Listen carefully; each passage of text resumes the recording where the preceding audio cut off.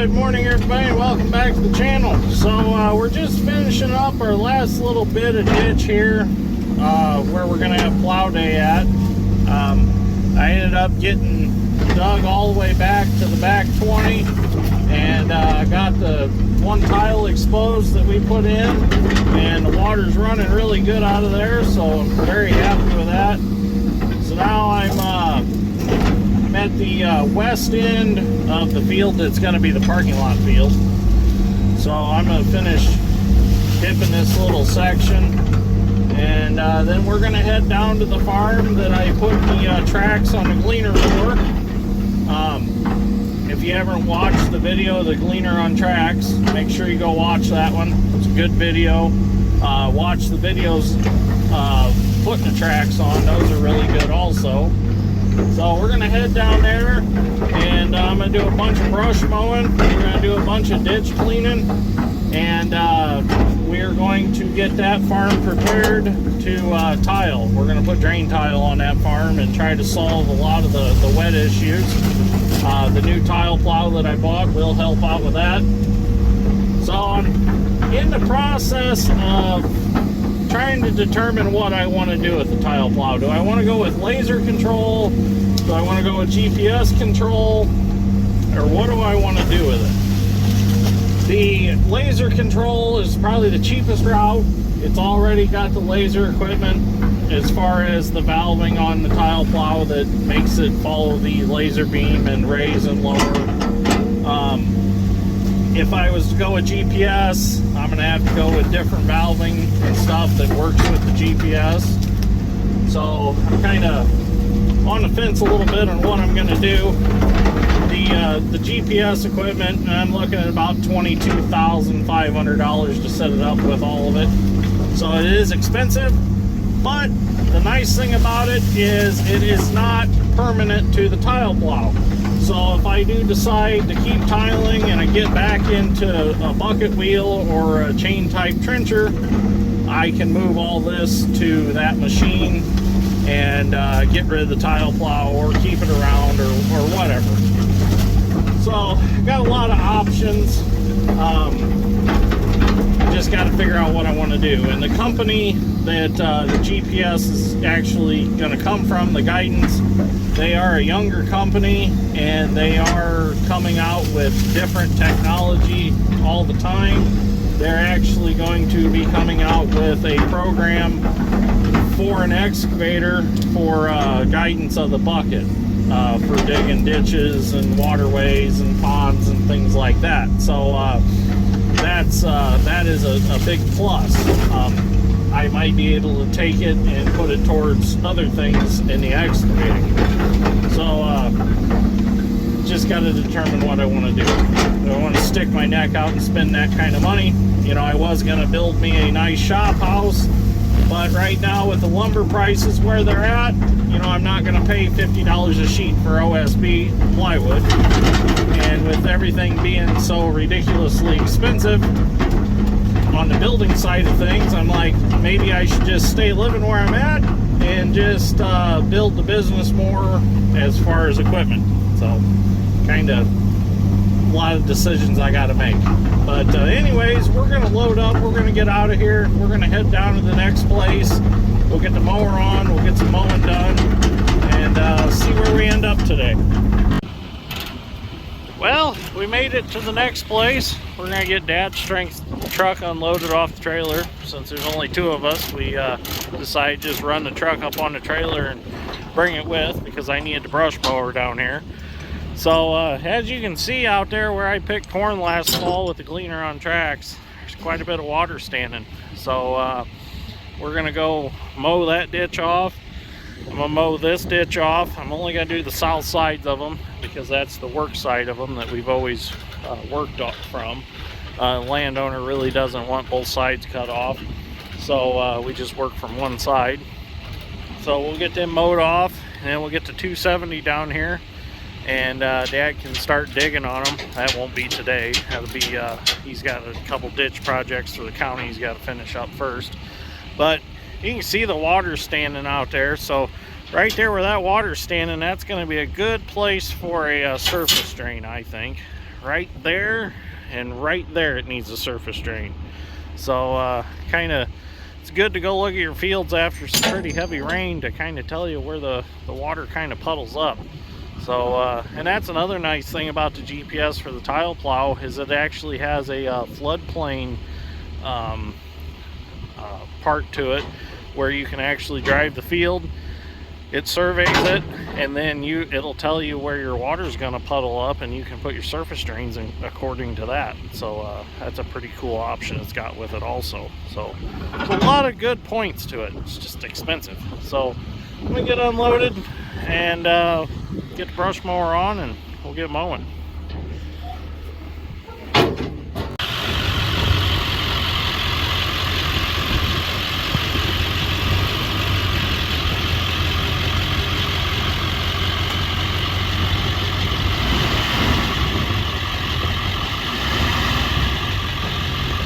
We're going to need to get a couple planks for our trailer.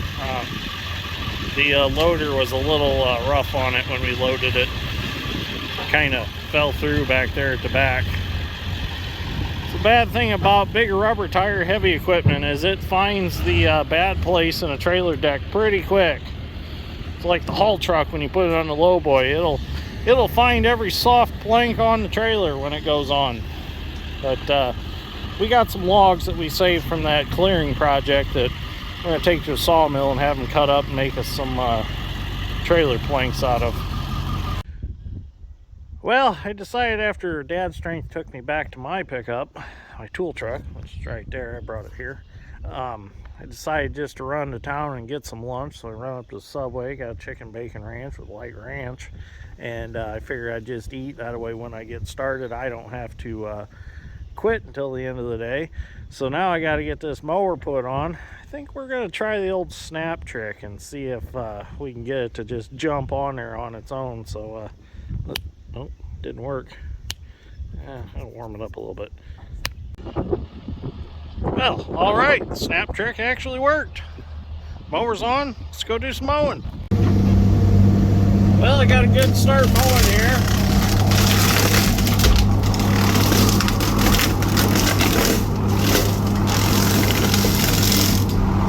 Sumac trees I gotta get rid of. I'm a little out of breath after putting this mower on so quick. Thinking to myself, yeah, have another chicken bacon ranch there, Chunky.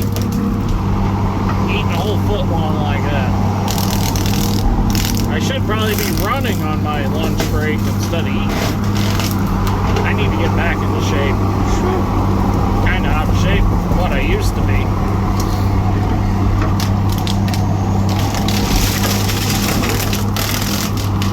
To lay a lot of pipe back in the day, helping my uncle with underground water lines and stuff, and that really kept me in shape.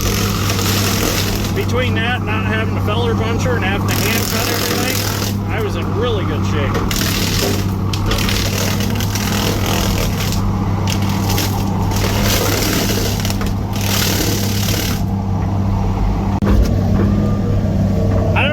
Just me, but I think it's very, very satisfying mowing these puzzle weeds off.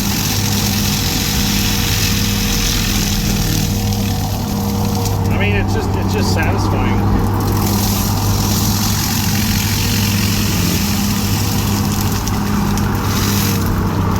It's like cutting asparagus or something.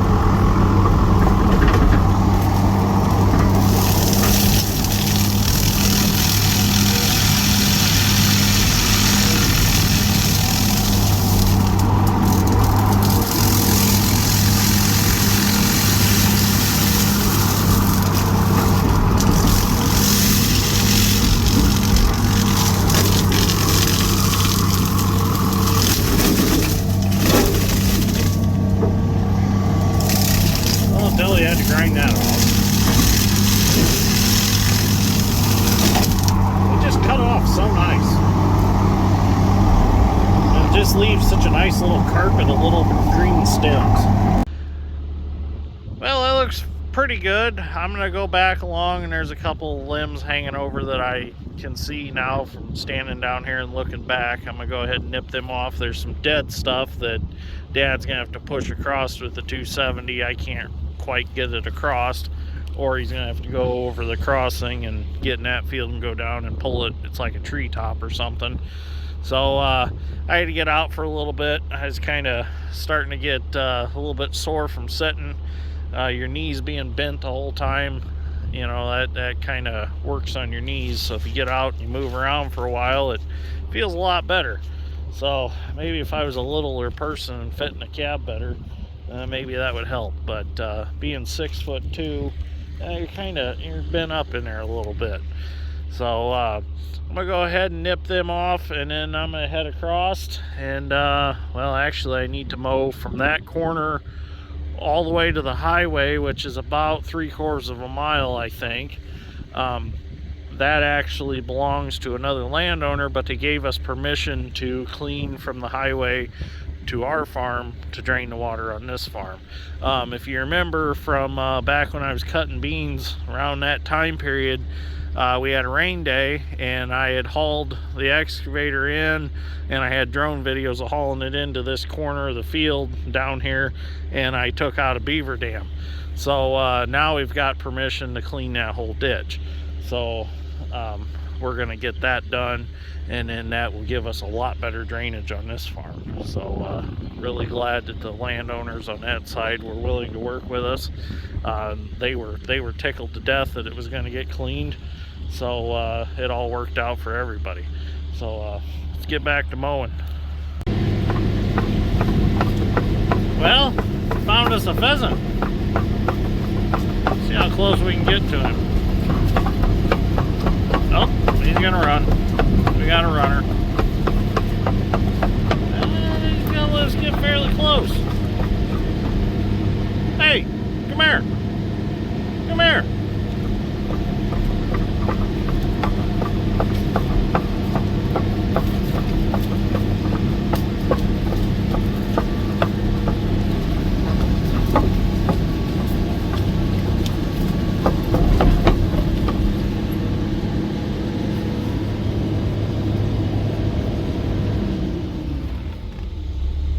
Actually fairly tame.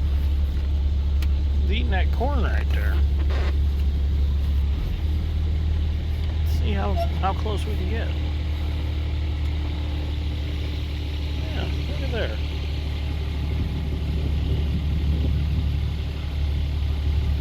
Yeah, we're 5 rows away from him. See if I can get a little closer.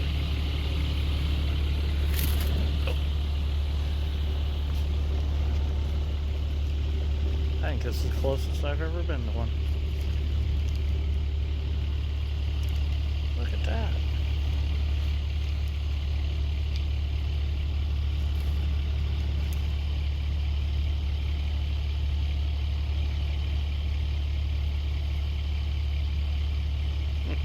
Beautiful bird.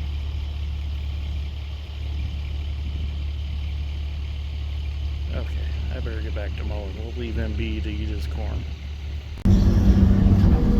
Well, we got over to the next ditch, and I got a good start mowing over here. It's not too heavy of stuff. It's just a bunch of puzzle weeds so far.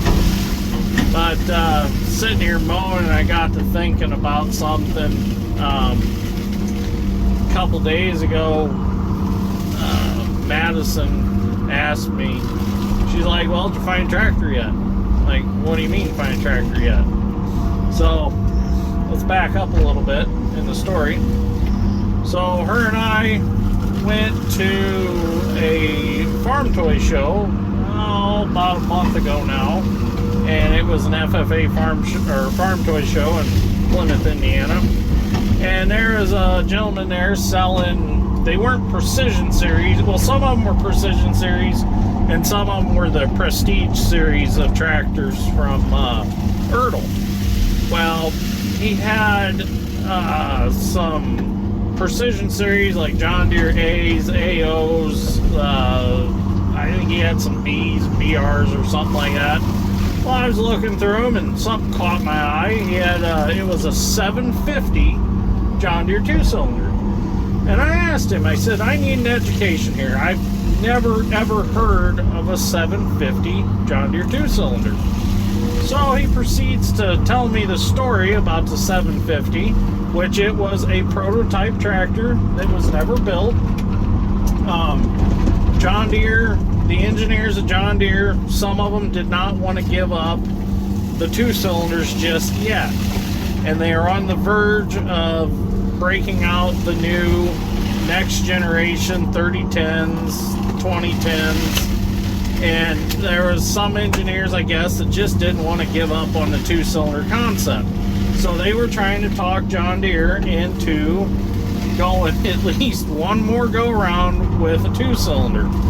Well, they had come up with the 750, which I guess the 750 was just a juiced up 730, and I guess they were trying to make an 850 also, which would have been an 830 just juiced up, more horsepower. I don't know what else they did, but they were trying to get higher horsepower out of them, and they were going to release them as one more series of 2-cylinders. Well, John Deere, I guess, said absolutely not, guys. It's the time. We're going to go to the 4- and 6-cylinder engine, and we're just going to, it's the end of the road for the 2-cylinders, which is kind of sad, I know.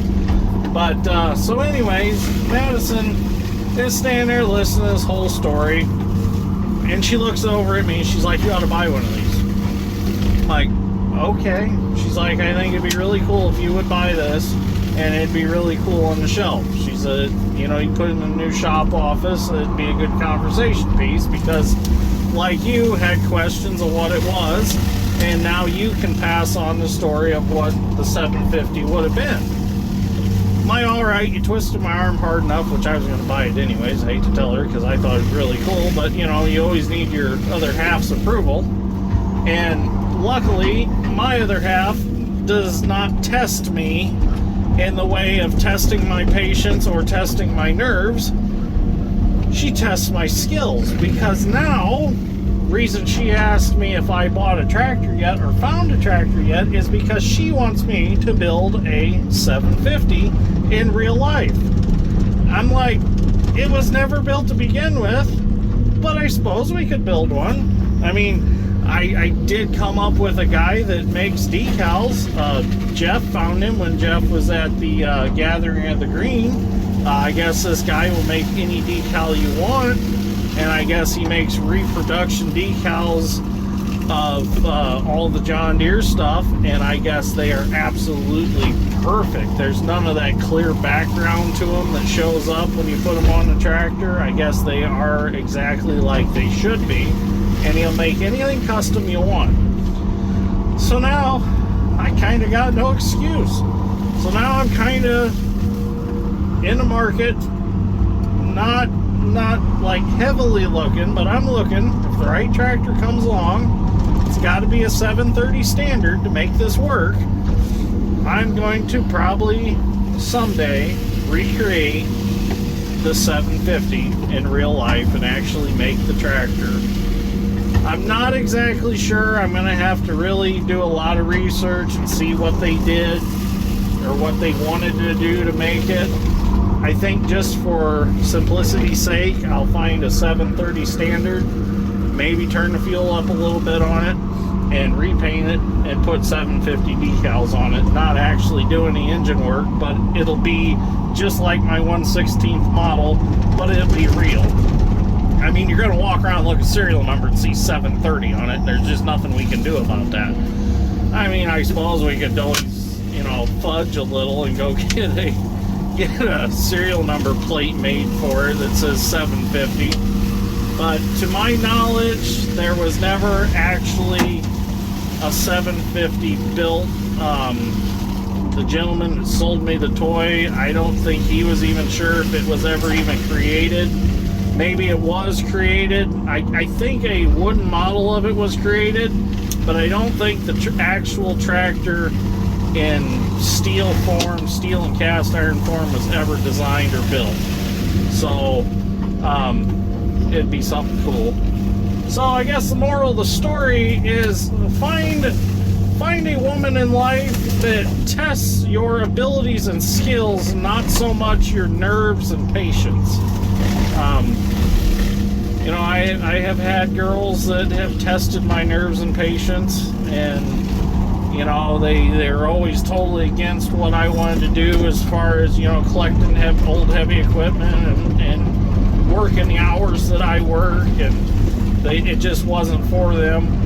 But now I've got Madison, and she understands all of it. She's getting more involved in it, like with the plow day stuff. She's involved helping my sister figure stuff out. They've got my magnets made, my stickers made, suggestions on food. Been trying to find food vendors and stuff like that.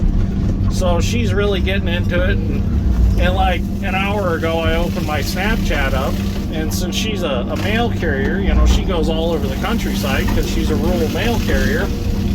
She sends me a picture of 2 4-bottom plows hooked together in tandem. I'm like, oh great. Oh, now you're really twisting my arm. I said, well, see if you can find anything out about them. See if maybe they're for sale possibly. Because I know as soon as I take it to show Dad, he's going to be like, yeah, we might have to have them 2 plows hooked together like that. Because I know that he's always wanted to find a tandem hitch plow like that. And for those of you that are not familiar with pulling tandem plows, the idea of it was if you had 2 like 4-bottom 555s on the farm and you got a bigger tractor, you could take those 2 4-bottoms, hook them one behind the other, and you have an 8-bottom. Or if you had 2 6-bottoms, you could hook them together and you could make a 12. Or if you had 2 3s, you could make a 6. You know, I don't know if they ever done it in 12. That would be a pretty good size plow. But well, maybe somebody did somewhere if they were pulling it with a big tractor. But I've seen a lot of 6-bottom configurations made with 2 3s. That's pretty popular. I've seen that a lot. And I've seen 4-bottoms put together and pulled with like 75/20 articulateds. In fact, my friend Jeff, he actually got a hitch bought that was to hook 2 plows together in tandem, and he's working on putting a 75/20 yellow top articulated back together, and he's gonna pull them plows with it. So that's gonna be something really cool. I hope he gets it done. Last I knew, he had the transmission fixed in the tractor, so I'm hoping he'll have it done for maybe one of the plow days this spring. So I'm really hoping he'll bring that out and I can get some video of that, because that'll be really cool. But yeah, Madison's on the ball wanting that 750 built. I'm like, well, we'll see. We will see, because the last time I checked, a 730 standard wasn't none too cheap to find one, if you can find one. So who knows, maybe I'll come across an 830 and we'll just build an 850. But just, I guess, always fun things to look forward to. I mean, I guess I have a new goal set. And then, you know, a tough part I have is I've got friends all over the place, and they're always sending me different stuff that's for sale on Marketplace, or they see it on Facebook for sale. Like my one friend from, I think he's like from Boston. I can't say the state, Massachusetts. It's hard for me to say. So let's just say Boston, over there on the East Coast, I think it is. He just sent me, there's a winch for a D7 cat dozer for sale over there. And then just yesterday, one of my viewers, Chad, sends me a D7 cat dozer that's on an auction Saturday. So I'm like, you know, now I've got the winch for the D7 over in Boston, and I've got the D7 sitting over in Rochester on the FFA sale. It's like, is it meant to be? Should I go buy it? Because I've been wanting a dozer, and I want a dozer with a big winch. So it's like, oh, what do? You know, is it just destiny or what? But the problem is, I gotta get my mom also involved with this, because she's the kind of the chief financial director in a lot of things. So I bring this to her attention. She's not so let's put it, I don't know how we put it. I gotta choose my words wisely here. I might get in trouble. She kind of funnels the money. And Dad kind of says it's like a check valve. The money goes in, the money don't come back out. I guess that's how Dad put it the one day. But she's been pretty forgiving on letting us make purchases. I might be able to talk her into letting me buy the D7, I don't know. But it looks to be a pretty nice dozer from the pictures that Chad sent me. I'd like to know if it was the 4-cylinder or if it's a 6-cylinder cat in it.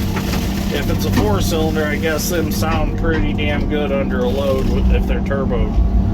So, be kind of cool dozer to have. It's got a root rake on it, but I don't know. Gotta pace ourselves here. I know I just talked about in the beginning of this video of putting guidance on the tile plow. That's probably a little more important right now than setting up a dozer with a winch. But we'll see. So anyways, it's getting pretty close to quitting time here. I got to be back to the shop because Jeff is coming over to get a few pieces for the 8650. He's working on getting that cab kit put in there. And he wouldn't even let me look at it the other day when I stopped to talk to him. He's like, it's going to be a surprise. He's like, I don't want you in that cab yet. I'm like, oh, but I really want to look. He's like, nope, you're not getting in there till it's done. He's like, it's a surprise. So I can't wait to see it. I did get a little teaser because the cab door was open on it, and he had the new upholstery in the door, and it looked really good from standing behind the tractor. So I'm like, I'm really excited to see what the interior of that tractor is going to look like. So we're thinking about taking it down to the Power from the Past this year because it is low houred and it's a very nice looking tractor. And they're showcasing John Deere this year at the Power from the Past. So I'm thinking about taking it, maybe my 36A, the 620 and the 720, and spending the weekend down there with them. You know, just kind of enjoy the conversation with everybody and show the tractors off a little bit. And that's what it's all about, is, you know, meeting people, talking to them. So really excited about Plow Day coming up also. Get to meet a lot of my viewers that are going to come. So I just pray that the weather's with us. It looks like it's going to be. So pretty happy. This morning, well, about a week ago, my friend Joe, he needed a power troll for his John Deere A, and I had one, so I took it to him, and it fixed his A, so he's going to have his A at Plow Day, and now his plow will stay up the way it should. So I'm pretty excited about that. One of them parts A's that I brought home from New Paris Tractor Parts was able to fix his, and hopefully the block is good out of that one and I can fix mine with it. So far that bringing him home has at least fixed one tractor so far, so I thought that was pretty cool. So anyways, this video is long enough. You don't want to hear me rattle on anymore. I want to get it edited up and get it put on the YouTube so everybody's got something to watch over the weekend. I don't know if I'll make any videos this weekend. It sounds like we're going to be pretty busy working on plows and stuff. Hoping some of my parts get here for the 620 so I can get that back together. But anyways, thank you for watching. I greatly appreciate it. And remember, when you're looking for a woman, find one to test your skills and your abilities, not your patience and your nerves. So, words to live by right there. Words to live by. I'm probably going to get yelled at in the comments from some lady on this video, but it's a good title. I think I'm going to title it Find a Woman That Tests Your Abilities and Skills. I think that sounds pretty good. That might draw the wrong crowd. I don't know. We'll see what happens. So anyways, thank you for watching. Greatly appreciate it. See y'all in the next one.